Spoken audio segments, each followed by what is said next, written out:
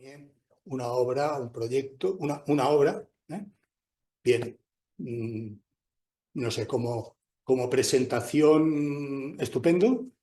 Y como tenemos, como siempre, a los seguidores por streaming, y conviene que no piensen que hay más anomalías de las que por todas partes hemos tenido, pues Ramón, cuando quieras, empiezas. Sí que agradecer, como siempre, que el MACA nos permite hacer estas jornadas.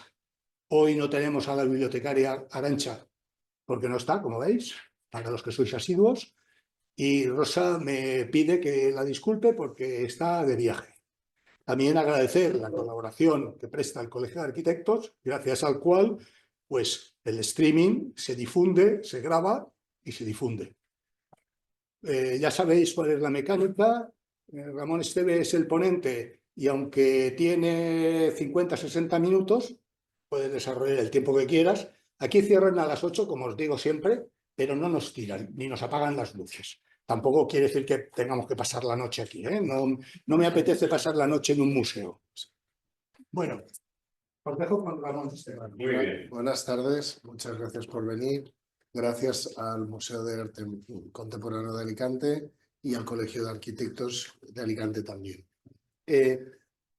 Como no se me ocurre de otra forma para hablar de cómo trabajamos, pues utilizamos nuestro trabajo.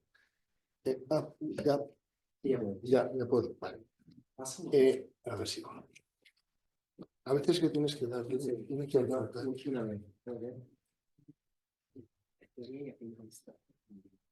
Sí, el ordenador es. ¿Me lo das tú? ¿Me lo doy yo? Vale. Ah, no, se salta el vídeo. Espera, no, si hago así igual, es que arranca el vídeo. Si no lo salto ya está. Estupendo. Bueno, este vídeo no tiene mucha importancia, pero simplemente es un resumen de imágenes, de impresiones, porque como formación de arquitecto, cuando te planteas para qué estás haciendo la arquitectura, es la razón de ser, ¿no? Estás diseñando, estás buscando la belleza, estás buscando el orden, estás trabajando con todos los mecanismos y todos los parámetros que tienen que ver con la arquitectura y el diseño. Y te planteas para qué es, ¿no? Entonces, al final la conclusión a la que llegas es, obviamente, hacemos arquitectura y hacemos diseño para mejorar la vida de la gente, y mejoramos la vida de la gente porque mejoramos la experiencia de la vida en los espacios. O sea, al final tú interactúas con tus medios, que tus medios son las envolventes, todos los entornos, todos los objetos que están cerca de las personas que van a utilizar y a disfrutar ese espacio. Un espacio que además tiene que generar identidad, tiene que generar empatía. Entonces, ese es el objetivo de cualquiera de los proyectos que podamos desarrollar. Para esto, pues utilizamos todos los mecanismos de la arquitectura, todas las herramientas. Las herramientas son desde como siempre, como decía Kant, trabajamos con materia, pero trabajamos con materia, como todo el mundo, en todo el mundo del arte, trabajamos con materia, pero para llegar desde el mundo de los hechos, de lo tangible a lo intangible, de las ideas de lo material a lo espiritual. Y dentro de todo esto, pues utilizamos estos mecanismos, utilizamos todas las herramientas. Las herramientas son la tecnología tiene que ver con la máxima tecnología y tiene que ver con la artesanía, y estas herramientas además nos conectan con entornos, con lugares y con vivencias. Al final lo que estamos haciendo son diseñar experiencias de los usuarios. Para esto, estoy hablando de una forma muy genérica, porque, como dijo Jonathan Rogers de Geoponti, dijo de la cuchara a la ciudad, ¿no? Y pues modestamente, con la escala o con las oportunidades que hemos ido consiguiendo o encontrando, hemos intentado hacer esto. Movernos en todas las escalas posibles, pero siempre con el mismo objetivo: hacer que la experiencia del usuario sea la máxima, la más intensa y la de máxima calidad posible. Voy a pasarlo rápido, es un proyecto que que hicimos la urbanización ya es desarrollada, fue un master plan en Abu Dhabi, en un entorno muy bonito, un manglar, y el proyecto era mucho más ambicioso de lo que al final ha acabado siendo. Primero empezó como un proyecto donde se planteaba toda una forma de vida, hacíamos las casas, hacíamos una pequeña marina, y Jubail es que significa como colina, una especie de colina de rocas que se generan en los arenales, los desiertos estos cerca de ahí. Pues hacíamos la entrada, el gateway de la urbanización con esas losas, ¿no? Una abstracción de lo que era el Jubail. Y diseñamos las casas y diseñamos todo el complejo urbanístico. El sitio, la verdad es que las parcelas las vendieron a unos precios astronómicos y yo creo que hicieron bastante negocio y ya no hicieron las casas. Pero ahora estamos haciendo un par de ellas con clientes particulares que vinieron a buscarnos y estamos desarrollando. Pero la verdad es que nos pareció muy interesante el poder desarrollar todo un conjunto urbano desde lo que es residencial hasta todo lo que es la propia urbanización, ¿no? Ahí había una mezquita, había una marina, había una especie de, de, de pequeño barrio muy elitista, porque esto era una organización más grande, eran mil casas, pero esta era la zona como más elitista, eran 150, y hacíamos algunos apartamentos, y había una zona comercial, una zona lúdica, una marina, y todas casas dando directamente al mar, un manglar. Hasta había una colina, es interesante porque ahí no hay altura, todo es llano. Entonces, había un puente que está programado allí, no se hizo el puente, y entonces había un montón de tierra acumulada, y eso allí pues tenía un valor añadido. Estas de las pocas experiencias que hemos tenido con urbanismo. Hemos hecho luego alguna urbanización más, pero siempre más pequeñas. De hecho, en Alicante tenemos una con AEDAS. Esto es lo que estamos haciendo ahora en Alicante, el complejo de Cigarreras, que todos conoceréis, un edificio icónico en Alicante, porque no solo como edificio, sino lo que significa, ¿no? Las mujeres. Es el primer edificio donde hubo también una guardería, había médico. O sea, es un edificio que creo que la primera parte, la Casa de la Misericordia, comienza en 1700 y algo, o sea, que siglo XVIII, y el proyecto no solo alberga el desarrollo de cigarreras, sino que con la idea de unir Carolinas Bajas con San Antón, que voy a comentar un poco por qué, sino que la OI4, que también de alguna forma une el Castillo de Santa Bárbara con la Plaza de Toros. Eso es la OI4, y eso es el proyecto que planteamos nosotros. Este proyecto está dividido en 4 fases, y ahora hemos acabado la primera fase y pendiente de que comience la segunda. Esto es el mood board de los materiales. Hemos intentado simplificar, unificar. Ya veréis en todos los proyectos, intento siempre tomar decisiones sobre materiales que nos cuenten un poco la filosofía del proyecto, qué significa y qué quiere contar, y los hemos llevado por todo el proyecto. En este concurso, en este proyecto, lo importante, lo que buscamos es unir estos dos barrios. De hecho, este edificio tiene, aparte de que quitamos una valla que tenía perimetral y lo abrimos a la ciudad, pasa de ser Cigarreras y se parecen mucho en este tipo de cosas. Son edificios que han sido barreras y ahora son dinamizadores, dinamizadores de una zona de la ciudad. Esto es una zona de un parque que vamos a hacer estas pérgolas. Esto es esta conexión que une estos dos barrios a través del edificio. Esta es la Casa de la Misericordia, el proyecto original. Ahora vamos a intentar quitar esta diferencia de altura y hacer como una pequeña pendiente y hacer un jardín para volcar esa plaza, porque volcar esa plaza también en la ciudad. Eso es como estaba y eso es como está ahora, que aún falta que lleguemos a la cota principal, porque vamos a hacerlo accesible completamente. Busco la máxima simplicidad y la máxima sobriedad. Estos son los proyectos. Esto creo que ahora se lo iba a quedar el IBAM de Valencia como una subsede, va a ser un área de exposiciones. Estos son los dos claustros. Ese es el proyecto y eso es el proyecto ya realizado. Esto es toda la primera fase. Como veis, estamos intentando, recuperamos el níspero y no recuerdo cómo se llama, este tipo de limonero con la piel gruesa y los cipreses, que eran los árboles originales del claustro. Y hemos rescatado, sacado los arcos, hemos sacado toda la estructura, el pozo, todo buscando unos detalles, siempre que lo que hagamos sea contemporáneo, pero que ponga en valor, que dialogue, digamos, buscando ese equilibrio entre lo que hay y lo que nosotros incorporamos al edificio. Paso rápido porque creo que he traído demasiados proyectos, como siempre. Ese es el otro claustro. Estamos ahora en proceso.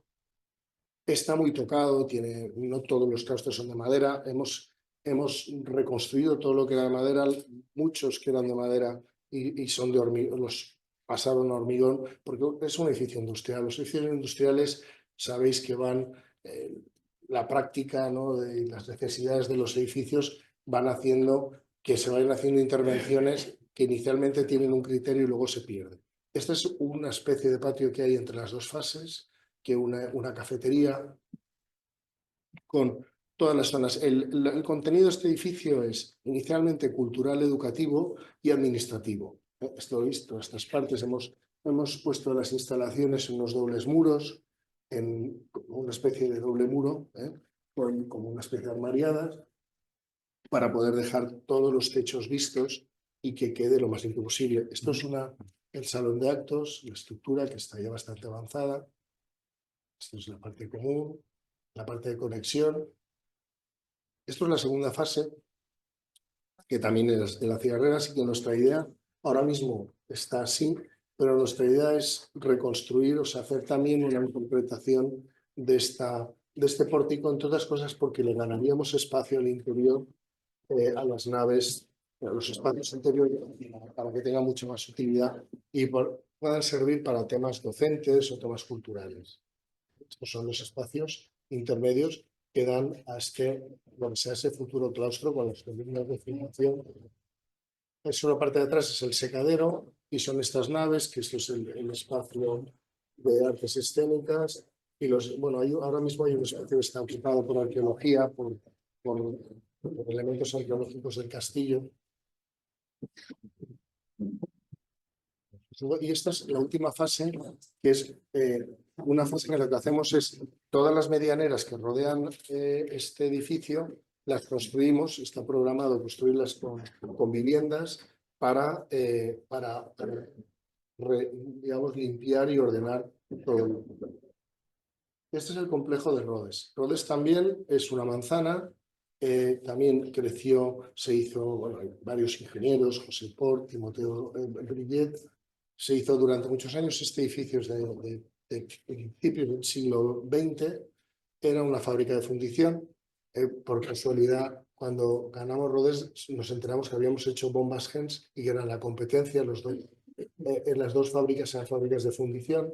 Y lo interesante, tanto este edificio como Cigarreras, es que, como esto es en Alcoy, esto es la Font de les Mosques,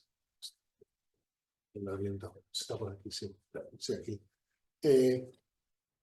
Es un edificio, en este caso además hay un desnivel, como en el otro, muy acusado. El edificio no solo es que pasa de ser una barrera, sino ser un elemento de conexión que genera unas plazas interiores públicas y luego también con estas ideas, ¿no?, que están ahora mismo en el aire, la ciudad de los 15 minutos y la ciudad cuidadora. Pues en este caso va a haber una actividad económica, aparte de una actividad, de una actividad cultural, porque va a haber todo un área tecnológica. Ahora saco las fachadas, se ve un poco cómo ha ido creciendo por módulos. También un poco hemos rescatado, hemos hecho un detalle de las carpinterías, a ver si se ve. Oh, ¿he saltado el vídeo? Carolina, está acabado. Y esto es el moodboard. Esto es la idea de las conexiones, Fondeles Mosques y como con Carreras, como estas tres plazas con todos los accesos y con los ascensores nos permiten un desnivel de 12 metros de un lado a otro de la calle, resolverlo y absorberlo. hicimos una carpintería mixta casera con acero, con unos cuarterones de acero, como la mayoría de las originales, y para romper los puentes térmicos hicimos y darle calidez la parte interior de madera. A ver si sale. Esto es el edificio como lo encontramos. Sacamos todas las vigas, dejamos todas las cerchas, pero le hicimos unos pórticos superiores que además en el espacio donde se apoyaban las correas, con lo cual la imagen sigue siendo lo más parecido al original, pero estructuralmente funciona mucho mejor y la cercha está ahí, pero está apoyada y trabaja, pero si no trabaja no hay problema. Es muy difícil garantizar la estabilidad de esto. Hicimos con todo el techo, jugamos con techos oscuros, con estos dos patrones de color, este tabaco con el color arena de las paredes y de los materiales que hay ahí. Y hicimos con un thermochip, que es unos paneles acústicos con fonoabsorbentes y aislantes, todas las cubiertas, y la verdad es que funciona muy bien acústicamente, térmicamente y visualmente. Todas las instalaciones les pintamos, utilizamos los dos colores, únicamente el suelo es de cemento fratasado, y esto es la realidad. Son los renders. Este es uno de los patios, este es un render. Esto es la esquina de la Font de les Mosques, que es uno de los accesos que absorbe uno de los grandes desniveles. Y creo que esto es el área tecnológica. Estos también tenemos el CDTI, que hay una escuela es un centro centro de turismo interior, el centro de turismo interior. Entonces tiene una escuela de cocina y para un poco también introducir, aparte de la parte cultural, aparte de la parte tecnológica, poner también formación para todo el tema de turismo interior, con un poco promocionando la gastronomía propia. Esto es todas estas estructuras que hemos ido recuperando. Hemos intentado también toda esta sillería. Esto es un sótano donde está toda la área económica, las startups, que hemos hecho todas estas. Hemos aprovechado. Arriba es una plaza, va a ser esto, y abajo tiene toda un área de oficinas para todas las. Toda esta área tecnológica que tiene creo que hay un convenio con la Universidad Politécnica y tiene desde formación hasta startups, digamos, empresas que están en proyección. Esta es esa plaza que comento, que une todo este conjunto y que va a enriquecer a la ciudad y la va a conectar. Esto es un vídeo que hemos hecho aún en obra. La obra lleva ya varios años, se hizo en varias fases. Está siendo un poco una locura, con un presupuesto muy, muy difícil, injusto. Y bueno, pero el resultado, a veces, la verdad es que lo interesante de esto, a mí ese punto tosco, ¿no? Esos acabados industriales, ¿no? que pide un edificio como este, la verdad es que me gusta, ¿no? Es decir, el evitar el preciosismo y buscar soluciones como muy limpias, muy claras, pero muy simples, en este caso es muy interesante, ¿no? Es más importante aquí las decisiones de conjunto que no el encuentro fino que puede tener un edificio de otro tipo. No sé si ven aquí las carpinterías. Para conseguir la esbeltez, porque siempre me ha gustado mucho la esbeltez de las carpinterías de acero industriales de los edificios de esta época. El tema es que, claro, que yo no cumple ahora mismo ningún requerimiento térmico. Hemos hecho esta historia que yo creo que cumple, es hacer madera, hacer una mixta de madera y acero. Y además lo que hicimos es fuera, hicimos un perfil en T, porque ese nervio que aparece hacia afuera genera esa linealidad, lo aligera, ¿no? Entonces, estamos con perfiles de 3 centímetros, pero no tiene más, tiene 4 centímetros, pero 4 o 5, pero la verdad es que hemos conseguido que este sea próximo, digamos, a la percepción, a la sensación de una carpintería industrial de este tipo. Este es un centro, que estos fueron 2 concursos independientes y tuvimos la suerte de ganar los 2, y era el claustro de las Clarisas en Játiva, y era un monasterio del siglo XIII. La primera fase fue el siglo XIII, luego tuvo varias fases del siglo creo que 15, 16 y el 18, pero en la guerra civil lo demolieron. Entonces se hizo, la primera parte era reconstruir una L del monasterio y también este proyecto es como estos anteriores, este sentido que unía la Alameda con la calle Moncada, que es la calle, el centro histórico de Játiva, que es donde está la SEU y donde está toda esta parte un poco palaciega de Játiva, porque Játiva siempre ha sido una ciudad señorial. Y cómo se unía con la Alameda. Esta primera fase era esta y la segunda fase era en la sede judicial y que lo bueno es que íbamos a completar todo el claustro. Esto es la planta, lo que es la iglesia de las clavijas, el claustro que recuperábamos la división en cruz, los dos ejes, ¿no?, transversales, longitudinal y transversal, característicos de los claustros. Recuperamos la huerta, parte de la vegetación, una lámina de agua. Bueno, todos estos edificios llevan un estudio arqueológico muy importante y esas pautas y todo lo que se va encontrando nos va ayudando a enriquecerlos y a tomar decisiones sobre la marcha. Y aparecen. Este es el claustro que se derribó en la Guerra Civil, un claustro del siglo XVIII, pero detrás estaba el del siglo XIV-XV. Por eso tienen este doble grosor. Nosotros lo que hemos hecho, esto es como quedó en la Guerra Civil, y después esto es lo que cuentan los dobles arcos, el arco, el claustro original y el construido en el siglo XVIII. Esto se hizo, eso fue una interpretación mal hecha, sin ningún criterio, que la vamos a derribar y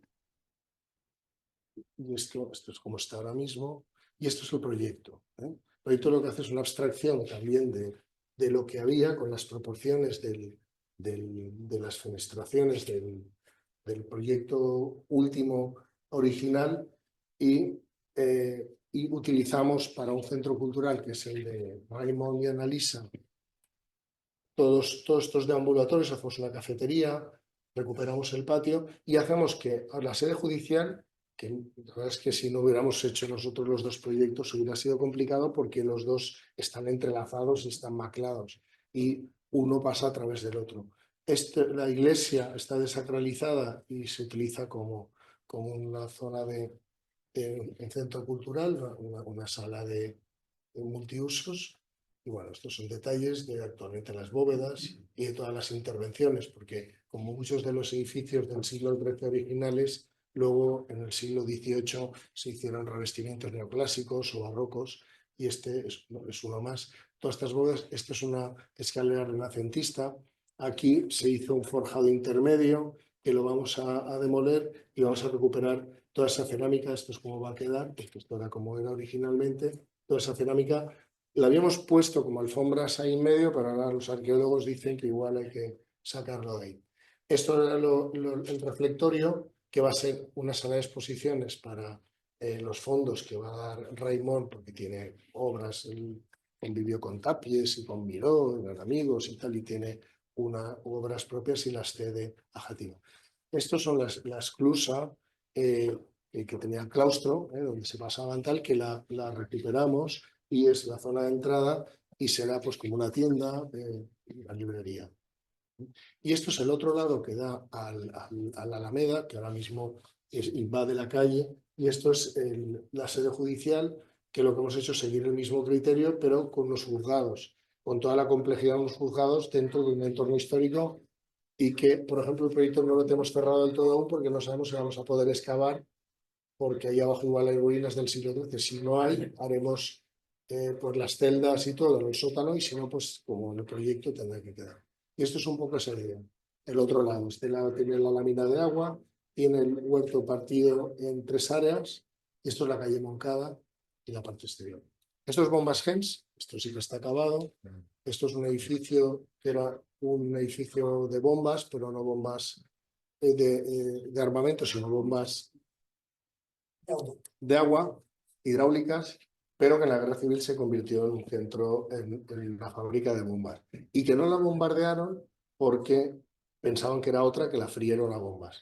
Y Esta tiene un refugio también y esto fue una fundación que la hizo un particular que por desgracia murió hace poco y nada más acabarla y los herederos no se la toman con el mismo cariño que el que la fundó. Y es una pena porque la verdad es que es un edificio maravilloso. Y bueno, aquí hicimos un obrón impresionante, aprovechamos todos los materiales que había, reconstruimos las naves, hicimos un centro cultural. Él tenía una colección particular de 2.500 obras, que están en los fondos en este centro, y lo que iba la idea era ir haciendo distintas exposiciones con los artistas que tenía ahí. Estaba Vicente Todolí, que fue director de la Tate Gallery, que fue asesor de esto, y ya os digo, y ahora, entonces, el edificio tenía unos patios y tenía unos jardines. El jardín, esto es una escultura de Cristina Iglesias. El jardín, la idea que tuvimos era recuperar también el concepto este de jardín un poco modernista, que son jardines exóticos, porque la gente viajaba, traía especies. Valencia, Alicante es semitropical y se traían muchas especies que se adaptaban a nuestro clima con facilidad. Hemos hecho con Gustavo Marina, hicimos esta idea del jardín, que además lo interesante es que hicimos, como había que hacer, había una parte de parking abajo y están los depósitos y toda la zona de restauración y mantenimiento de las obras de arte. En vez de hacer maceteros, lo que hicimos es como si las raíces hicieran estallar los adoquines. Hicimos unas topografías para poner suelo y poder construir encima de zonas que abajo están habitadas. Y luego este detalle el césped se metía entre los entresijos de los adoquines de Rodeno, que son recuperados de la fábrica. Todas las puertas están hechas con las vigas, porque había mucha parte construida y no la construimos porque son elementos impropios. Y luego, haciéndole el parking, encontramos esta bodega del siglo XV y hicimos este espacio para disfrutarlo y contemplarlo y exponer además la cerámica, hoy se ve el vídeo, la cerámica que encontramos.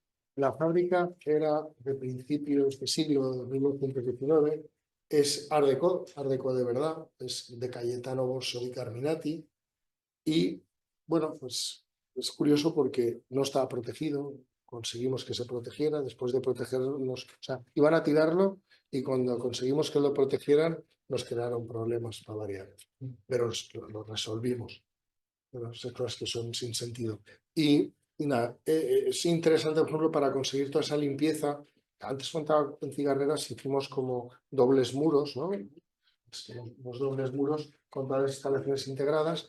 Aquí lo que hicimos es levantar todo el suelo y hacer todos unos canales de conductos subterráneos, y todo el clima y todas las instalaciones van por el suelo y entran subterráneas a las naves.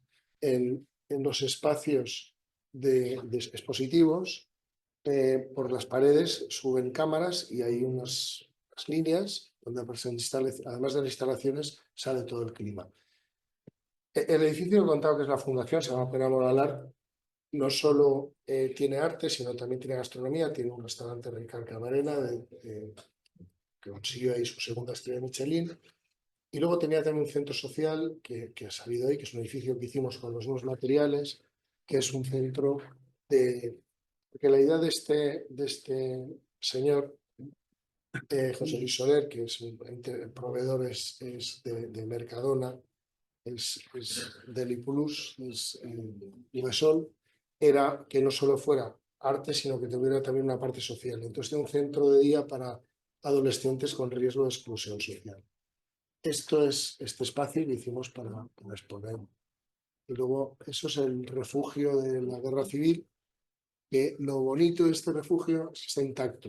Entonces, se cerró cuando se acabó la guerra y se abrió cuando llegamos nosotros. De hecho, vinieron los TEDx y sacamos bombas, sacamos 3 o 4 granadas que creo que estaban medio activas. Y bueno, esto es.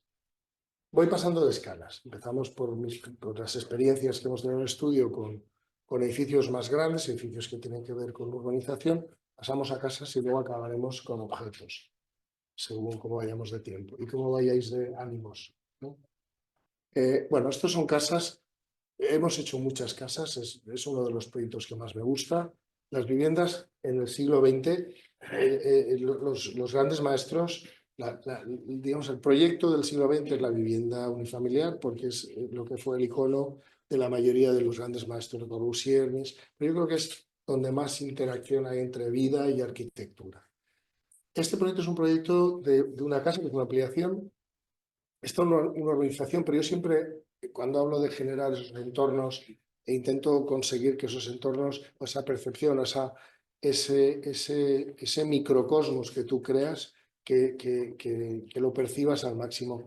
Entonces, aunque está en medio de una organización muy consolidada en Valencia, eh, intenté que se integrara con el paisaje circundante y que no se viera la urbanización. Entonces, hicimos la casa con la piedra de la excavación. Tenía muchísimo desnivel, hubo que hacer muchos muros, y ahí, con estos proyectos comencé a utilizar la mampostería. Además era estructural. En estos últimos proyectos he hecho la estructura y casi ha sido un revestimiento, pero mis primeros proyectos de mampostería era estructural, pues que era un follón impresionante. Esta es la intención, el fundir la arquitectura con el paisaje, ¿no? Murray, cuando dice que la arquitectura tiene que estar encima del paisaje y dialogar con ella y ser paisaje. La idea es vaciar la montaña, generar con esos paños de piedra transversales y generar un vacío y que la casa sea como un velo, una membrana entre esa vista al paisaje lejano y el espacio. Esto es un proyecto muy personal, porque esto es un proyecto que además no está muy lejos de aquí, está en Fontanás, es un proyecto mío. Y en este, como en uno que presenta al final cuando hablé de esto, son proyectos que en todos los proyectos que he podido, más pequeños o que he tenido la ocasión, he diseñado los muebles, he diseñado todos los objetos, con esa idea del Gesamtkunstwerk, ¿no? O la idea de la Bauhaus, de todos los objetos que forman parte de este universo. Este es un proyecto en la zona de viñedos del interior de la Comunidad Valenciana. Entonces, el proyecto la casa está entre la zona de cultivo y zona caduca, de hoja caduca, y la zona forestal de montaña. Es una abstracción de lo que es la cubierta de dos aguas. Conseguí no poner teja. No sé, ahora creo que no lo conseguiría, pero lo conseguí.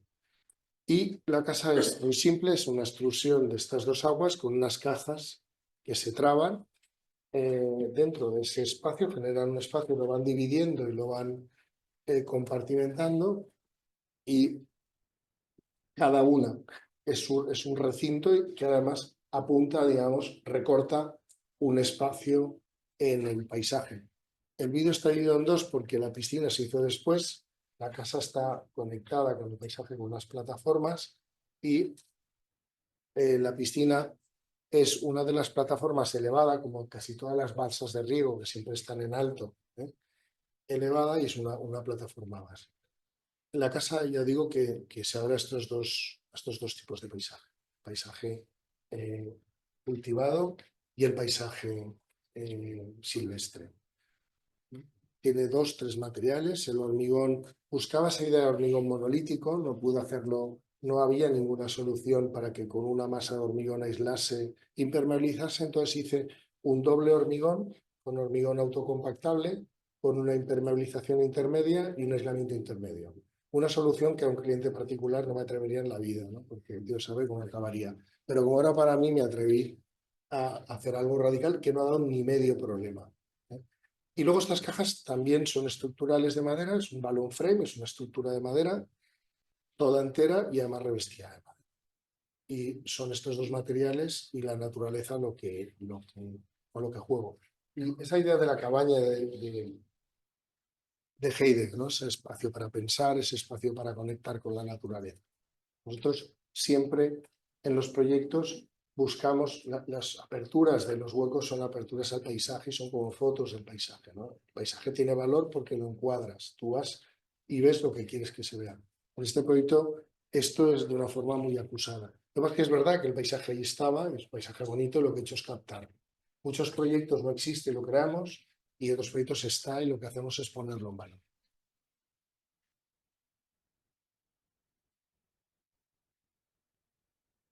es esta idea, lo que hablaba de los muebles. En esta casa diseñé hasta grifos, que siempre que hago algo para mí es una oportunidad de experimentar con todo, ¿no? Porque si luego el grifo no va o gotea o lo que sea, me da igual.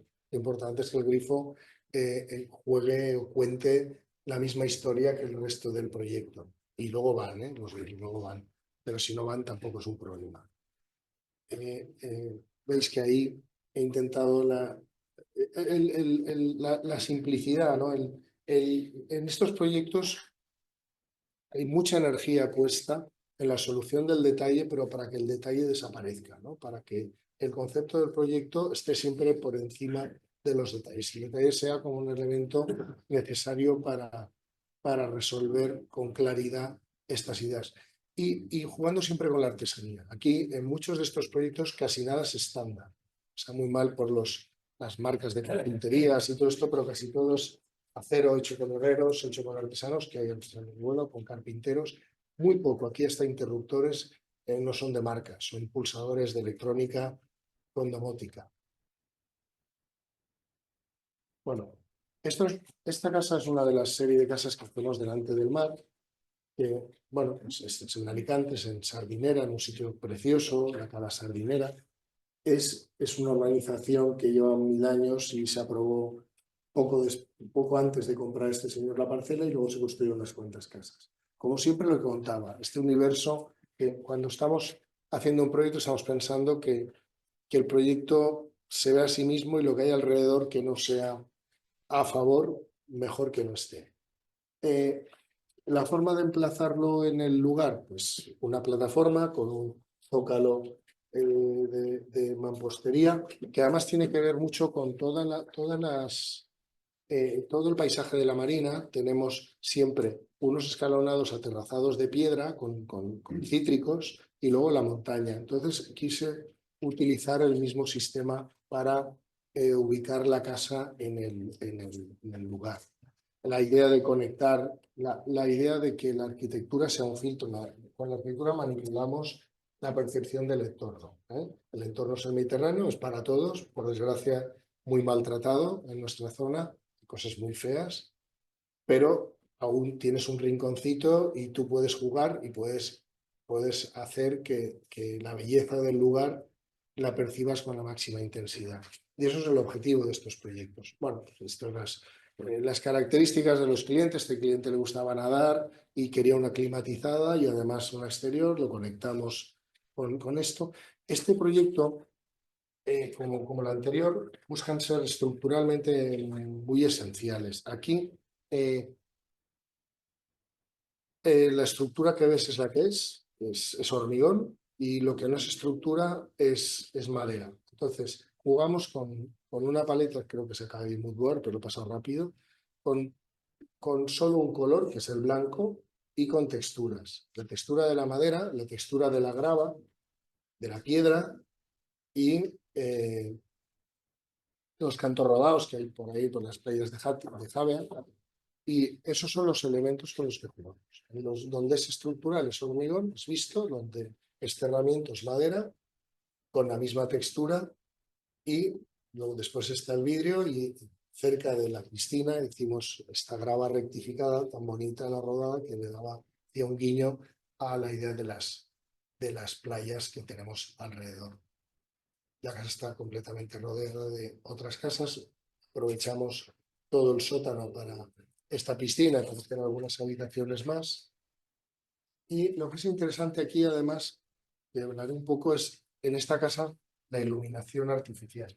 En las casas, los proyectos, siempre los arquitectos estamos pendientes, como debe de ser, de jugar con la luz, ¿no? La arquitectura al final es el resultado de la materia y la luz, ¿no? La luz le da, la materia juega con la gravedad, y la luz es la que desvela la identidad de esa materia. Pero hay otra luz, que es la luz artificial, que es una luz relativamente reciente, y que esa luz a veces los arquitectos no siempre. Yo creo que últimamente, ya hace muchos años, que sí, que la gente la resuelve bastante bien, pero durante mucho tiempo no se le ha prestado la atención que requería, porque no se sabía cómo hacer. Entonces, La forma que yo tengo de enfocarla es siempre ver cuál es también el carácter del proyecto que queremos hacer. Entonces, aquí parece que está muy iluminada la casa, la luz es muy tenue, ¿no? Esos son efectos de la cámara. Es muy tenue, pero la luz artificial es claramente artificial y es escenográfica. La idea siempre es, la luz natural tiene que ser una luz cambiante, es una luz dinámica, cambia con las horas, cambia con las estaciones, cambia con el clima, ¿no? Pero la luz artificial es, ya digo, tiene este punto teatral y dentro de esa teatralidad, según qué proyecto, por ejemplo, no tiene nada que ver la iluminación de Rhodes que busco o de Bombas Gens, donde busco recrear una atmósfera industrial de principios de siglo, que no es Tesla, no es un laboratorio como ahora sería acero inoxidable y resinas, sino que es algo que tiene que ver con el fuego, con el carbón, con tal. Entonces, esa luz de pequeños puntos de luz, que eran no eléctricos en ese momento ya eran eléctricos, pero que vienen de zonas muy concretas, o en este caso estos proyectos que muchas veces son luces envolventes, planos iluminados, que como cuando digo escenográfico y teatral, es porque tú en la escena destacas lo que tú quieres ver. Entonces tú de día se ilumina, pero de noche tú puedes jugar y dar importancia a generar jerarquías, generar tonos y jugar de otra forma. Con lo cual, al final, si de verdad hay criterio detrás de esto, se percibe. Esto es un proyecto también en una zona muy interesante de Madrid, que es una urbanización, como vamos a decir. Voy a pasar más rápido porque si no, no llegamos. Es una urbanización muy elitista que se llama La Finca. Y este es un venezolano, un señor coleccionista de arte, que le hizo una casa con las obras de arte en el proyecto. Y lo interesante de aquí es que está en un paisaje, esta zona de la finca es muy bonita porque tiene unas partes centrales, jardines con el bosque como madrileño, y las encinas tienen mucho valor, ya están protegidas, pero además a sangre y fuego. O sea, no puedes tocarla, la multa pueden ser 100.000 euros de tocar una encina. Tuvimos que hacer la casa adaptándonos a las encinas, porque además el dueño cuando compró la parcela no lo sabía. Pero pudimos encajarlo y como siempre esas cosas van a favor del proyecto. Hicimos también la idea de desdibujar, que hacemos muchos proyectos, cuando la parcela está bien, pero no es enorme, son 2.000 metros, 1.000 y pico metros, o 3.000, pero la casa es muy grande, son más de 1.000 metros, 1.800. Entonces, desdibujar los límites con la vegetación, como se hace en los jardines japoneses, con un escalado de vegetación para que la parte de la vegetación exterior, el paisaje exterior, apropiarnos de él. Luego, como veréis en muchos proyectos, veo que me falta tiempo, quiero contar muchas cosas. El agua, todos los elementos forman parte también de la geometría del proyecto. En este caso, en los proyectos anteriores con el mar, queremos fundirlo con el mar, jugamos con los tonos del mar, y aquí queremos tener una charca y jugamos con la idea del color de una charca, ¿no? Este verde oscuro. Como era un coleccionista de arte, le sugerimos que además en los parkings también apareciera el arte y cogimos unos artistas murales que hicieron unas intervenciones en el parking.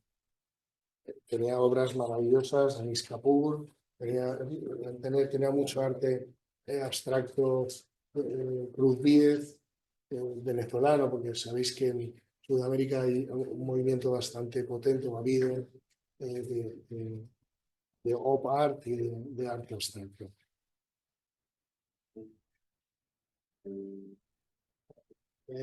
Hicimos el baño con un patio interior. ¿Veis este proyecto? Otra cosa que es muy interesante de este proyecto es la jerarquía de los espacios, la idea de secuencia y de jerarquía. Cada espacio tiene su dimensión, como el Ramplan de Los, y esa doble transparencia del proyecto, porque al estar tan acotados, sus organizaciones están muy bien planteadas, tienen un camino central y luego se abren a un jardín muy grande y prácticamente no hay visuales cruzadas, y además jugamos con la vegetación para que no pasara. Y lo interesante es un botero. Lo interesante es que fuimos proyectando las piezas, porque tenía piezas que eran tan brutales que casi estábamos diseñando con las propias piezas. El Anish Kapoor. Las texturas, la madera, esa paleta de colores, jugamos con esa paleta de colores que he enseñado de cada proyecto. En este caso, también jugamos con una paleta de texturas de la vegetación. Los mismos colores de vegetación, las pieles de los árboles, las flores, todo juega con esa armonía, ¿no? Buscamos armonía de texturas y de colores entre todos los elementos. Y luego, pues bueno, cualquier objeto, la bodega, cualquier necesidad, la convertimos en una excusa para diseñar algo que pueda ser atractivo, que pueda ser interesante. Es la idea de la luz, ¿no? Que contaba antes. Esto es otro proyecto, también delante del mar, pero voy a sacar otro más también, todos delante del mar. Siempre estos son los más espectaculares. Esto está en un sitio que se llama La Roca. Aquí lo utilizamos también con la idea de integrarlo en las rocas del paisaje. Esto es en Barcelona, en Sant Andreu de Llavaneres. Hicimos que la entrada de la casa fuera desde arriba, la peatonal, y la rodada desde abajo, y que la cubierta fuera parte del jardín. Esta es la idea. Integramos las rocas que existían en el paisaje, incluso esta piscina acomete contra la propia roca, ¿no? La casa, la idea tiene ese aspecto brutalista. Uy, espera que el vídeo está. Espera que tire para atrás. Esta idea de jugamos con la masividad, el hormigón lo pigmentamos del color de la roca, y las rocas en la piedra que utilizamos, la piedra de una cantera próxima, pero la misma piedra que el suelo. Ya veis aquí la idea de la roca integrada, también el baño se abre a todas estas. Yo intenté no tocar. Ahí había una casa cuando fuimos, era terrorífica, y aparte entraba por arriba, y casi toda la parcela era un camino. Yo convencí al dueño para entrar por abajo, con lo cual prácticamente no había camino, y toda la parte de arriba la convertimos en jardín, y ese jardín que tú llegas desde un punto alto y vas bajando y vas viendo la cubierta. Y después este juego de una de estas losas enormes, la más pesada, para jugar con los contrastes, ¿no? El compression release que decía Wright, es esto, ¿no?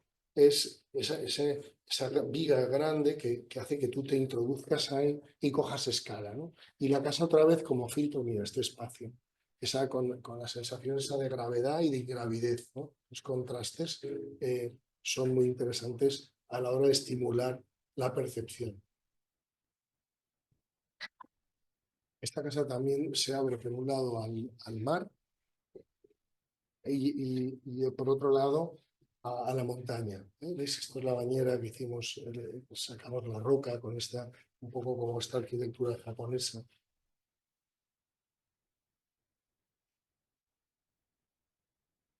La iluminación en este proyecto es también un poco lo que contaba. Es decir, hay una parte que está implícita, que es, lo que hago es manchar o variar los objetos que quiero, y luego una luz cálida que recuerda la luz del fuego, ¿no? La luz de las velas. Me gusta mucho jugar 2700, 3000 grados Kelvin para generar esa luz como ambiental y cálida que hace que el espacio sea más amable.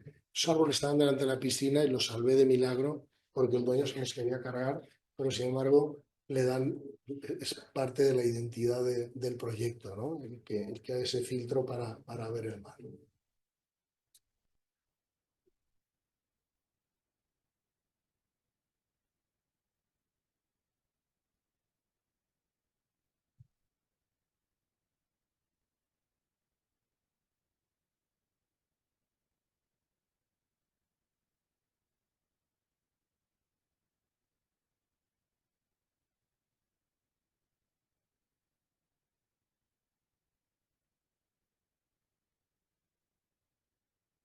El paseo que comentaba antes, en el otro sentido. Esta es otra casa, que creo que ya no tengo más. Esta no la hemos publicado aún. Esta es en Javea. Es una parcela tremenda, creo que es la más grande que hemos conseguido. Y las normativas son diabólicas. Hicimos un poco lo mismo que en la otra estrategia. Hicimos unos muros, unos abancalamientos con frutales para integrarlo con esas piezas, ¿no?, tan abstractas, dejarlas caer en el espacio. Hicimos algo que en toda la zona de la costa la gente mete palmeras de plantas tropicales. y dejo, en vez de hacer algo que puede ser hasta hortera, vamos a convertirlo en algo especial. Hice una especie de jardín botánico, hicimos un jardín botánico tropical en la parte que se cruza. El proyecto es una especie de cruz, por un tema de desniveles y normativas para aprovechar el espacio y que todo diera al mar. Y en esa cruz, la parte que estaba protegida de todos los vientos y más soleada, que se crea ese microclima, hicimos ese jardín tropical. La casa jugamos pues, con elementos mediterráneos, las celosías y el blanco. Lo interesante es que aquí todo da a levante, pero esa casa, como está en este lado de Llobatera, da al Mongó y da al oeste. Entonces tiene unas puestas de sol espectaculares. Aquí se ve la parcela es muy grande y además tuvo que ceder un montón. La parcela en 30.000 metros tuvo que ceder 17.000, que se hicieron jardín público, que lo hizo el hombre este, el propietario, y luego lo que pasa es que visualmente lo disfruta todo, pero él se queda solo con una de las partes del espacio. Y veis, esta es la vista. La verdad es que es interesante porque otros proyectos que hacemos, cuando tú das al mar, de noche es negro, ¿no? Una cosa negra. Sin embargo, esto lo interesante es que, como da la bahía de Javia, de noche parece que estés como Hollywood, ¿no? Que tienes ahí la bahía iluminada y nada más tienes el mar y tienes el Cabo San Antonio. Esas dos cruces, el proyecto es un proyecto bastante grande, un programa muy grande, pero luego está resuelto de una forma muy simple y muy habitable. Es una casa que no se te come, ¿no? A pesar de que es muy grande. Y porque tiene los espacios que trabajamos muchísimo con los clientes, echamos muchísimas horas para entender cómo les gusta vivir y cómo deben de vivir, ¿no? Y bueno, yo creo que cuando acertamos está muy bien porque yo creo que solemos, pero cuando digo eso, pues es un poco presuntuoso, pero yo creo que cuando aciertas, cuando vuelves al cabo de 15 o 20 años a una casa y no está igual, ¿no? Y yo, como ya llevo muchos años, ya soy mayor, pues ya he ido a muchas y con el orgullo de ver que no las han reventado, algunas las han reventado, pero en general porque hemos escuchado mucho a la gente. Y cuando hablo de identidades, yo creo que un buen proyecto tiene que ser tuyo, porque tú eres el que lo hace, pero tiene que ser también del propietario. Es un traje a medida. Y digo, es un traje a medida, tiene que ser con su forma de vivir, su forma de ser, su identidad, pero con mi arquitectura, ¿no? Entonces, si consigues eso, sea de los dos, el resultado no es impuesto y entonces es más fluido y la gente está a gusto, se identifica, porque como contaba al principio, aparte es que una de las cosas importantes es la identidad, ¿no? La identidad con un proyecto. Entonces, en la vivienda familiar es fundamental. En proyectos corporativos la identidad es una identidad de la marca o de una institución o de una sociedad. En un proyecto individual es del propietario, ¿no? Y ahora rápido, 10 minutos por encima, eh, con esa idea de intentar generar todos los espacios, acabé diseñando mobiliario. Aquí saco, esto es de unas charlas sobre diseño, hablaba por qué, cómo y para qué, hablaba de la inspiración, de dónde vienen las ideas, de cómo se generan y las referencias, la naturaleza, el arte y la tecnología, ¿no? La artesanía, cómo la propia tecnología y luego, como pasa en la arquitectura, para mí hay dos arquitecturas, es la arquitectura vernácula, la tradicional, interesantes, y la arquitectura culta. Y como pasa en diseño es lo mismo. Está el diseño anónimo, el objeto cotidiano, que tiene un diseño maravilloso, y el diseño diseñado es proceso. Entonces, no, estos son lo que hablamos, el objeto y cómo cuando un buen diseño es una solución a la industria y un mal diseño, o sea, el buen diseño resuelve un problema y un mal diseño crea problemas a la tecnología. Y cómo conociendo las tecnologías puedes llegar a hacer diseños bueno, pues que funcionan, que son lógicos, que son viables. ¿Y para qué? Pues como lo mismo que lo otro. Esta es mi primera experiencia, una primera de las casas que hice, que diseñé todo el mobiliario y el propietario era de una industria textil de diseño y decidió editar el mobiliario de exterior que había diseñado para esta casa en Ibiza y surgió una empresa de mobiliario exterior, que además descubrimos un océano azul porque hicimos que todas las marcas de mobiliario se fijasen en el exterior y empezaran a sacar mobiliario. Y como este proyecto nace de ese resultado de conocimiento de la industria, porque se hizo con perfilería estándar, como no tenía fabricación, y ahora trabajo con empresas que tienen una tecnología brutal y departamentos enormes de ingenieros, pero en aquel momento era yo con un destornillador casi y un serrucho, con un tío que hacía ventanas, y pasamos de un error a otro y fuimos encontrando soluciones, y pues caí con el polietileno, que son tablas de cortar carne, y con perfilería de aluminio. Esto empezó con acero y pasó a aluminio, y de aluminio madera, y de aluminio polietileno. Y cuando fue así fue un éxito brutal. De hecho, la empresa sigue aún por ahí. Y a raíz de esto me metí en el mundo del estudio. Tiene dos divisiones: diseño mobiliario y arquitectura. Y seguimos diseñando. Esto es una versión que sacamos nueva, le hemos llamado Posidonia, porque ya no lo lleva la misma marca, esta colección. Y luego pues otras experiencias a nivel internacional. Estamos trabajando con Italia, Dinamarca, estamos en Alemania y Estados Unidos. Esto es una marca de las italianas, la colección Casilda. Esto es la marca de Valencia, es de Valenciana, Bondom, que es con la que más trabajamos ahora. Llevo la dirección artística de la marca. Después, como los IMS hicieron con Knoll o como Tom Dixon con Habitat, el hacer toda la comunicación visual, hacer que el producto y lo que se cuenta tenga toda una coherencia. Eso se llama dirección artística, y lo descubrí haciéndolo. Y bueno, pues son productos que es conocer la tecnología y jugar con las formas. Esto es la ULM, que es un homenaje a la escuela de ULM. Esto es Keiko, sí. Esto es RH, Restoration Hardware, que es una empresa americana. Mobiliario exterior, como tuvimos mucho éxito con el exterior, lo que más nos encargan es mobiliario exterior. Y pues otras experiencias, que es Ditre Italia, otra empresa que hemos empezado a trabajar. Y otras experiencias, a ver si sale aquí, se ha bloqueado.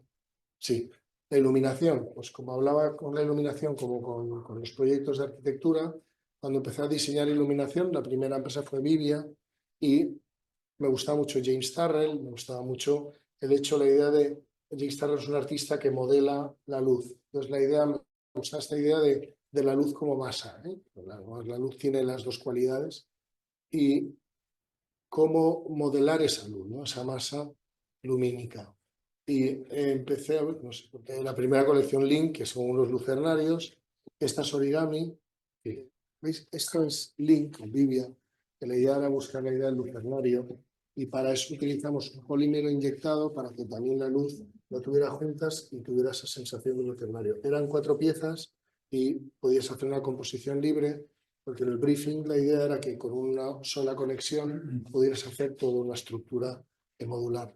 Con la misma idea hicimos, y el origami, esto nace, siempre me llamó la atención lo que hacían, poner una bombilla con la teja y la luz que salía alrededor. Y aquí la idea es que estas piezas, de forma irregular, se fueran bañando entre ellas y aparecieran estos juegos caprichosos de luz. Esto es real. Después trabajé con el EZF, que su identidad es la madera está laminada, y sacamos estas dos colecciones, que aquí lo que intenta es que conjugar con la naturaleza del LED, y que el propio soporte de la lámpara fuera la fuente de iluminación. Y como la cinta de madera es natural, tiene principio y fin, entonces el soporte oculta el principio y el fin, coge esta cinta, y además, por ahí no sé si se ve alguna, es que no se ve muy bien. La propia soporte es, ya por pasar, es la luminaria. Después sacamos Black Note un poco con la misma idea, la misma pieza, como un folio plegado y cogido con un broche donde se ilumina. Esta pieza es lo que sujeta, es la fuente de iluminación, y además comienza y acaba. Esto tiene como unos imanes adheridos, además es desmontable. Y otra experiencia, he hecho aquí una recopilación, es con porcelanosa, ha puesto Bondom ahí. Esto es Bondom, es por si lo ven, me matan. Esto es Noken de porcelanosa, sacamos una colección de grifos, trabaja con ellos. Y luego, cuando estuve de profesor muchos años en el Poli en Valencia y saqué la tesis por diversión y la hice sobre la relación entre arquitectura y mobiliario, ¿no? No por un tema corporativista, sino por indagar. El tema de diseño industrial como oficio es algo que aparece en los años 50, 60. Todo el mobiliario contemporáneo lo han diseñado los arquitectos y viene por esto que estoy contando siempre, por esa necesidad de generar, cuando se genera una filosofía, un mundo formal, concreto, pues se tiene que, todos los elementos entran en juego en ese mundo. Le Corbusier, por ejemplo, cuando hace el Esprit Nouveau, mete la Tonnet, pero luego cuando hace el pabellón Dutom, que conoce a Charles Perriand, hace toda la colección LC y no tiene nada que ver la fuerza que tiene el espacio con la fuerza del Esprit Nouveau con un Tonnet que él consideraba moderno. Y es lo mismo con las MR y, bueno, pues, hace toda la historia. Entonces, cuando hice la tesis, que las tesis valen para lo que valen, hice luego un blog que en la web se puede entrar y lo que hice es investigar y prácticamente tiene 100 y pico entradas y de casi todos los arquitectos que han diseñado mobiliario, que son muchísimos y casi todas las piezas interesantes vienen de esto. Y bueno, esto es una foto del equipo, somos 30 y tantos, creo que ahora somos 35 personas, varios equipos, intentamos trabajar lo más juntos posibles y pero está dividido a áreas, tenemos un equipo de diseño, equipo de obras de más envergadura, obra pública y sanitaria, y luego por residencial y otros tipos. Vamos moviéndonos bastante, pero bueno, esta es la idea. Y yo pues dirijo todo esto como una especie casi de director creativo, intentando darle espíritu y unicidad y sentido a todo lo que hacemos. Y nada, esto es todo y muchísimas gracias por esto. Se abre el turno de preguntas entre los numerosísimos que somos hoy aquí y el conferenciante y entre los propios, los de este lado. Pero me reafirmo, o sea, me reafirmo no, porque no he afirmado antes nada, que tu trabajo, aparte, tanto en obra colectiva, no sé, lo que has sacado de Tabaquera o Rodes, y Adjativa, también es el programa que te puedo dar con sus matices, pero con esas restauraciones las estás solventando conforme a los materiales que existen o que van apareciendo.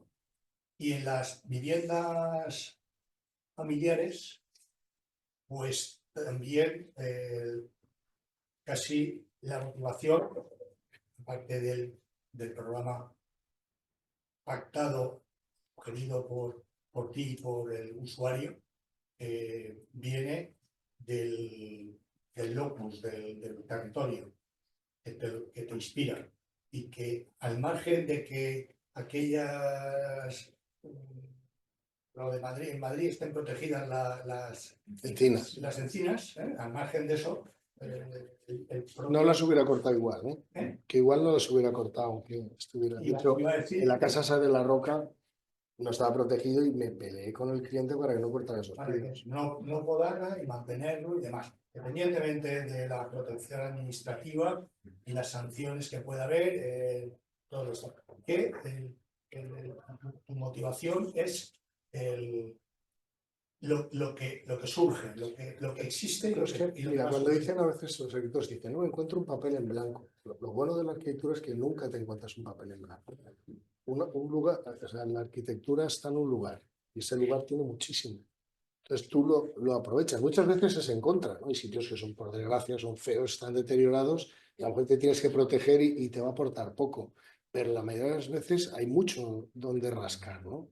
Y está ese contexto físico y está el cultural, ¿eh? Y están las tradiciones y está que la tradición es una buena base de partida, ¿no? Es decir, yo creo que hace ya muchos años, el principio del movimiento moderno, hizo una abstracción absoluta y dijo, un edificio es un coche, ¿no? Está igual aquí que en otro lado. Bueno, hay veces que sí. Y una casa, una máquina. Claro, pero una máquina ontológica, que decía, ¿no?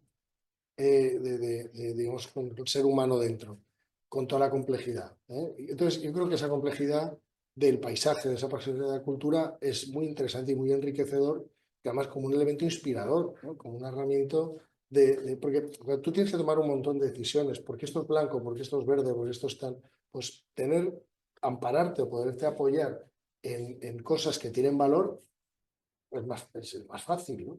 Y están ahí, o sea, hay que saberlas ver y ponerlas en valor. Normalmente las cosas que son interesantes nos rodean, lo que tenemos que hacer nosotros es utilizarlas. Y en los edificios industriales, estos, o ¿cómo hemos afrontado todas las rehabilitaciones estas? Pues haciendo siempre una interpretación de lo que sería la atmósfera de ahí. Y siempre con los materiales. ¿Para qué voy a meter otro material si lo tengo aquí? Pues vamos a trabajar con él. Incluso vamos a trabajar un poco con la tecnología con la que se trabaja ahí, revisada. Que tú, si coges acero, haces lo que te da la gana, pero ese acero a lo mejor pues tiene más valor que meter a lo mejor otro material que no tiene nada que ver con el evento que hay ahí. Pues bueno, yo considero que eso me ayuda y yo creo que eso me funciona. E intento utilizar esa estrategia para casi todo. O partir siempre de todo lo que tengo ahí, ¿no? Es como un cuadro. Y cuando parto, pues hago esas paletas, ¿no? Es decir, tú partes y en un cuadro pues tienes unos colores. Pues mis colores son esos materiales. Y el apoyo, pues lo que ha pasado antes ahí, ¿qué ha pasado antes? ¿No? Antes de llegar yo, ¿qué ha pasado por ahí? Y luego, como te decía, en el diseño, yo he diseñado lo mismo, mis primeros diseños son muy simples. De hecho, hay diseñadores que quieren que se reconozca él en el diseño y yo no quiero que se me reconozca, son como anónimos, son abstractos en este sentido, ¿no? Casi son de oficio, ¿no? Y eso me gusta mucho. Por eso me gusta mucho el objeto cotidiano no diseñado. No diseñado, sí diseñado por una civilización o por alguien que lo ha hecho sin darle valor en aquel momento, pero que tiene diseño, ¿no? Tiene esa armonía, tiene esas proporciones que hacen que ese objeto ya más perdure, ¿no? Entonces, bueno, pues hay una parte de diseñar y una de ver, como en la arquitectura, hay que saber ver y elegir, escoger y decidir por dónde vas, pero ya te digo, en el diseño a veces, cuando yo empiezo a diseñar, diseño con espacios, como con la casa que he enseñado, esas casas. Me resulta más fácil. Cuando empiezo a diseñar de forma profesional, a veces es muy duro porque no sé por dónde tirar. Ahí sí me encuentro hojas en blanco. Me gusta mucho más la arquitectura en este sentido porque nunca es una hoja en blanco.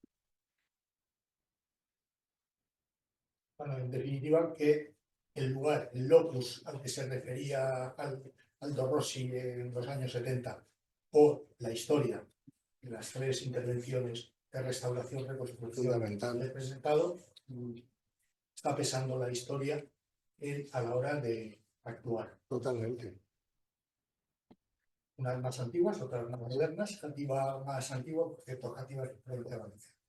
Sí, no, ya lo sé. No, pero, ahí ponía Alicante. Sí, Alicante. Eso no lo he puesto yo. Eso me lo ha puesto. Xavier Alicante. Es Alicante y una de las. No es mal. Ha puesto Bondom y es porcelanosa. Gracias por la anotación. Mi amigo Ricardo Sinduna, que es setabense probabilidad, a lo mejor tú lo conociste, se ha tenido tratos con la Consejería de Cultura, perdón, de Cultura, era jefe de servicio durante muchos años. Bueno, la historia de estos edificios es que Tabaquera no viene de ahí, viene del antiguo palacio del obispo del siglo XVIII y después casa de Misericordia. Hospicio y Misericordia, ¿no? Etcétera, etcétera. Hasta que a principios del siglo XIX hay una cesión que se convierte en Tabaquera, que son las imágenes que Asturias va a poner de las mujeres, y llegó a haber hasta en algunos sitios dicen 2.000 mujeres trabajando, en otros 5.000. Claro, lo de 5.000 lo cuestiono. Pero bueno, y el convento de Xàtiva para el uso cultural, juicio o tal, pues también tiene su superposición, ¿no? De estructuras góticas con Eso es. renacentistas y tal. Que haces el más Yo moderno. creo que es más renacente y neoclásico. Yo creo que al final es un neoclásico. Tiene algo renacentista, pero es gótico y casi neoclásico.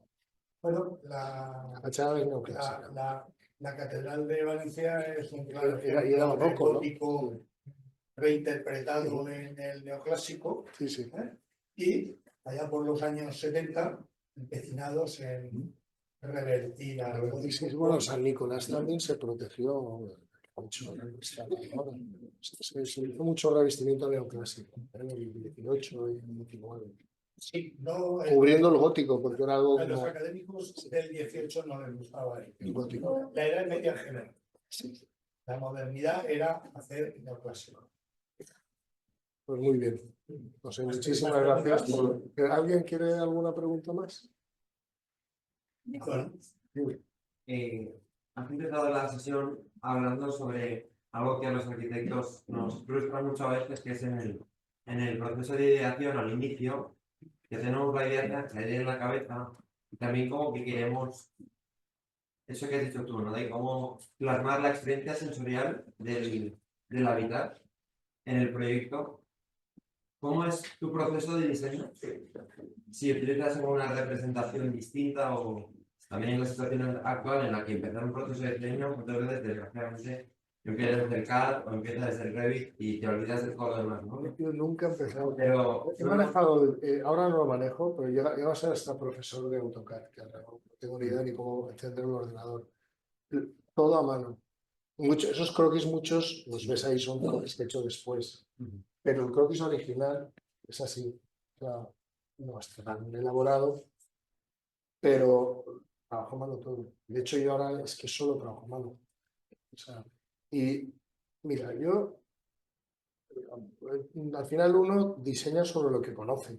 Tú escarbas en tus experiencias espaciales, vitales, recuerdas de la luz, de la casa de tu abuela, de tu tío, de no sé dónde, un día fuiste a una finca de alguien y viste, e intentas construir tus espacios con las sensaciones de otros espacios que te han generado emociones, ¿no?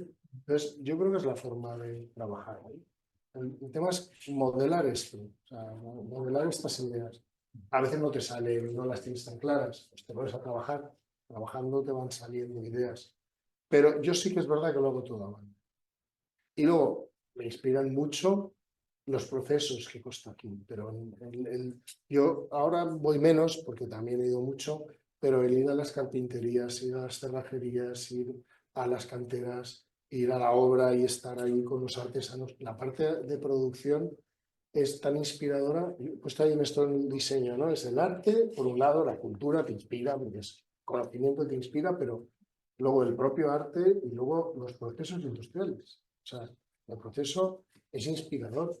Conocer cómo trabajan las maderas, los metales, cómo se curva ese acero o está cromado, o cómo, o bueno, dices, ¿para qué tengo que saber yo todo esto? Pues bueno, cuando lo sabes lo puedes utilizar, si no lo sabes, no.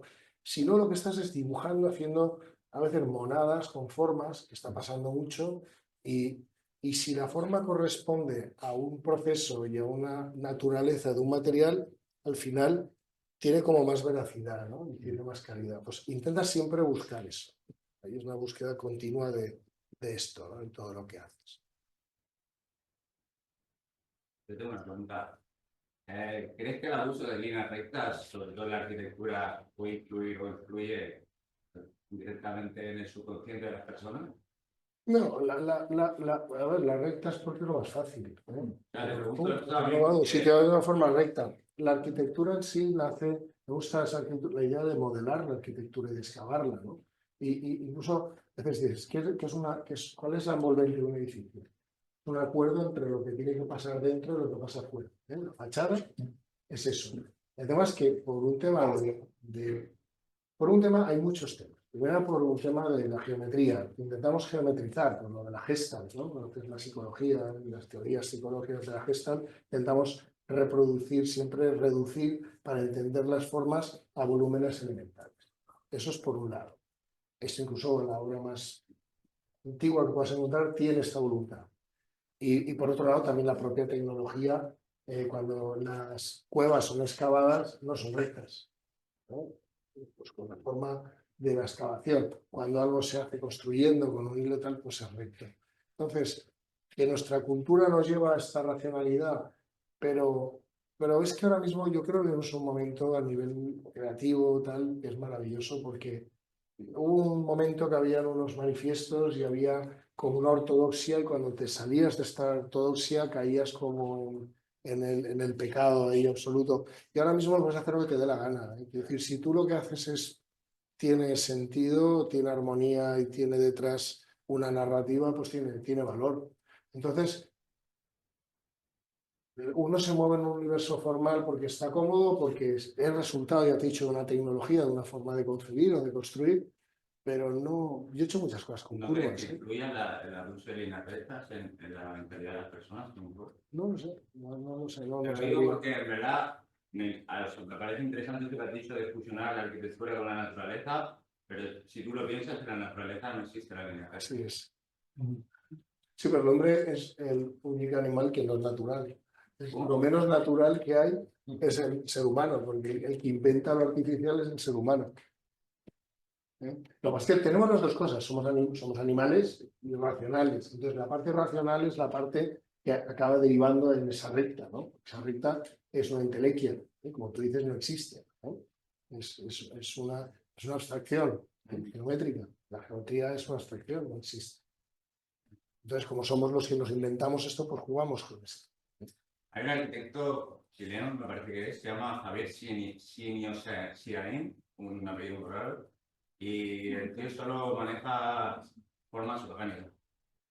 Hay mucho arquitecto que manejan solo formas orgánicas. Y si, por ejemplo, ahora, yo lo que te quiero decir, no sé si me explico bien. Mira, ahora, por ejemplo, con toda la impresión digital, a lo mejor acabamos haciendo formas que ya no son cuadradas y perpendiculares, porque no tienes por qué. O sea, cuando tú la industria te trabaja mejor con elementos lineales, fantástico. Cuando tú imprimes con un material cementoso, lo que sea, ¿por qué tengo que hacerlo recto? ¿No? Claro, ¿Vale? yo creo Entonces, que fíjate, verás que ahí está. Hay un tema cultural y un tema tecnológico.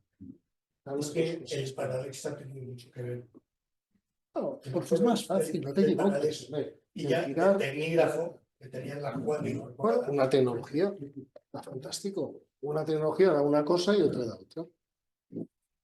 Las dos son válidas. Con la que más cómodo estés, trabaja con ella. ¿Más preguntas? Sí, yo quería preguntar, es un poco curiosidad respecto a las viviendas familiares que has enseñado tan especiales, me imagino que es un presupuesto altísimo. No, no, no siempre. No. Y ¿cuáles son un poco las expectativas de los Nosotros clientes? arquitectos somos, yo siempre digo, somos lo más barato del proyecto. No me das, uy, no sé si tengo dinero para una casa. Yo, mira, para pagar money tienes, lo que no tienes es para hacértela. O sea, Sí, la refería, nosotros lo que cobramos al lado de lo que vale una casa es ridículo. no me refería al presupuesto. Y el valor que le damos, y ahí te estoy vendiendo, el valor que le damos es brutal. O sea, mira, aquí como somos pocos, esa casa de la Roca, no sé qué cobramos nosotros, 5 o 6 al final. El día fueron a comprársela, a los 2 años le pagaban 2 veces y media lo que se gastó. Ejecución, quieres decir, ¿Qué?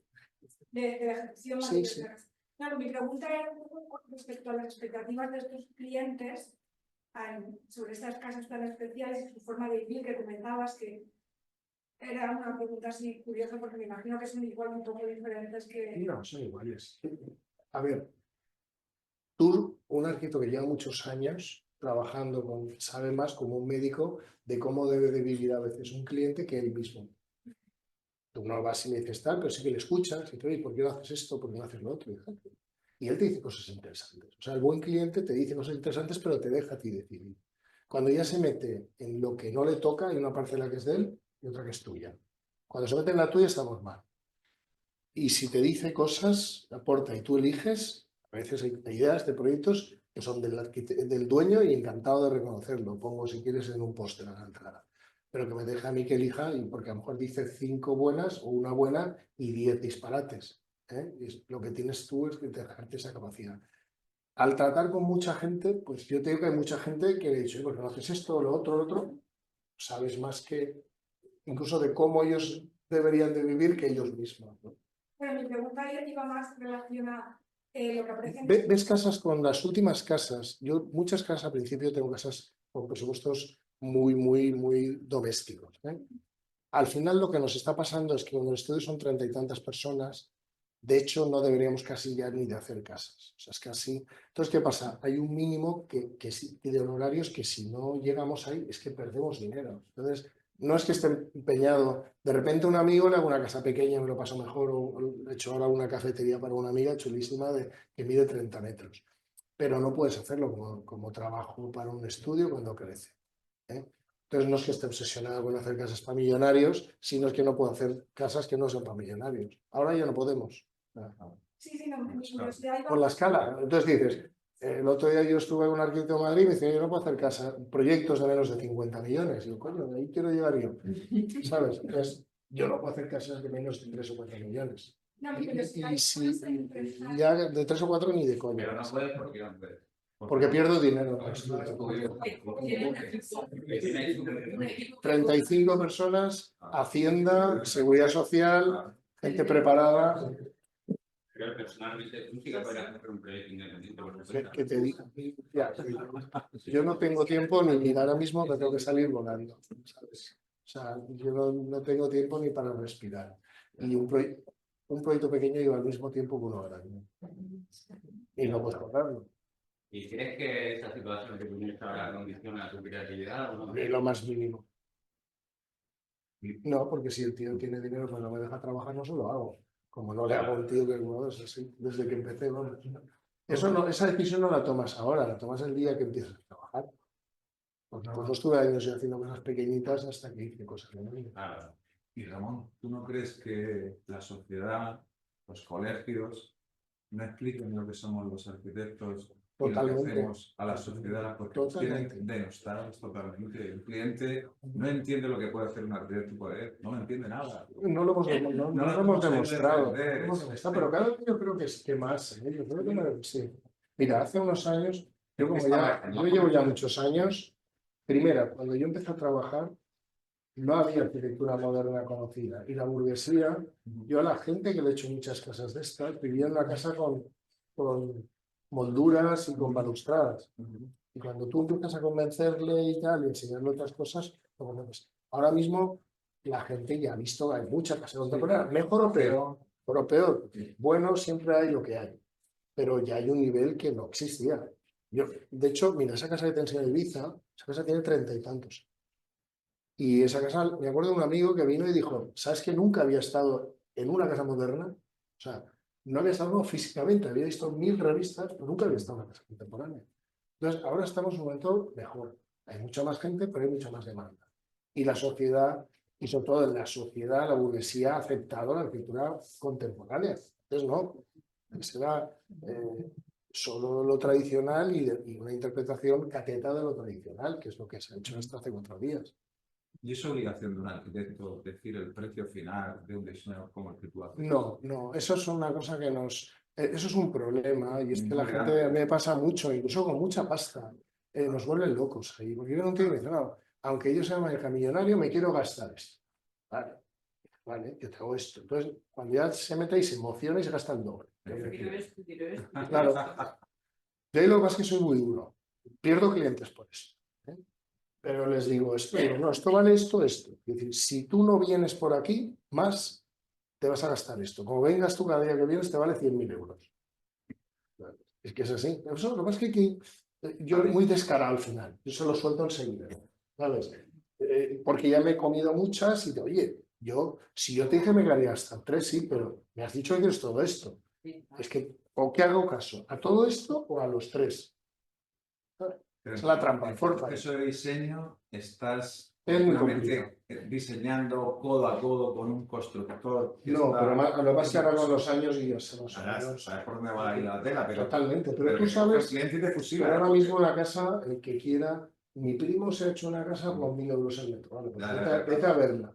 ¿Vale? Ahora mismo son 3.000 o 4.000, es una animalada, se repercute esto, sí, es una animalada, es que vale eso. Entonces, el que quiera, que se engañe y le digo, tío, cada metro que haces vas a irte a esto. Si te gastas menos porque no le metemos tanta calidad en ciertas cosas, ha sido fenomenal, pero te vas a ir a esto. Y ahora somos muy duros con eso, ¿eh? De hecho, en Madrid estamos con uno que estamos ayer mismo con eso. Vino 3,5 millones, vale, estos metros. Yo el otro día le digo, no, garaje, tal, digo, ¿sabes? No sé aún hecho presupuesto, pero ya tienes 1 millón de euros más. Ah, sí, coño, tienes no sé cuántos metros más. Le has metido 1 millón más. Pero no quiere aceptarlo, oye, pero al mismo Sí, sí, que lo tiempo acepta, hombre. Que sí, quiere no. que Dices, tú ¿quieres que te saques. los quite? Te los quito todo y te Claro. dejo lo que había. Claro, ya está. Sí, que lo aceptas. Es complejo. El tema es que no tienes que callarte, ¿sabes? Esa es la clave. Aunque te vayas, es mejor ponerte rojo al principio que no luego, ¿sabes? Sí.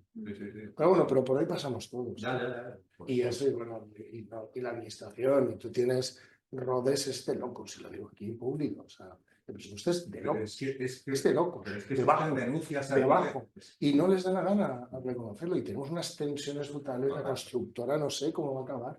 O sea, estamos en un momento que el tema económico es terrible, ¿eh? Y tú dices, pues tengo que estar yo aguantando esto aparte de diseñando, pero es que el diseño, tú diseñas con dinero, con materia. Entonces, y luego cuando encuentras Me denuncias. sabe fatal, pero me tengo que ir. Ya, Vamos, me tengo que ir. Pero muchísimas gracias. Gracias.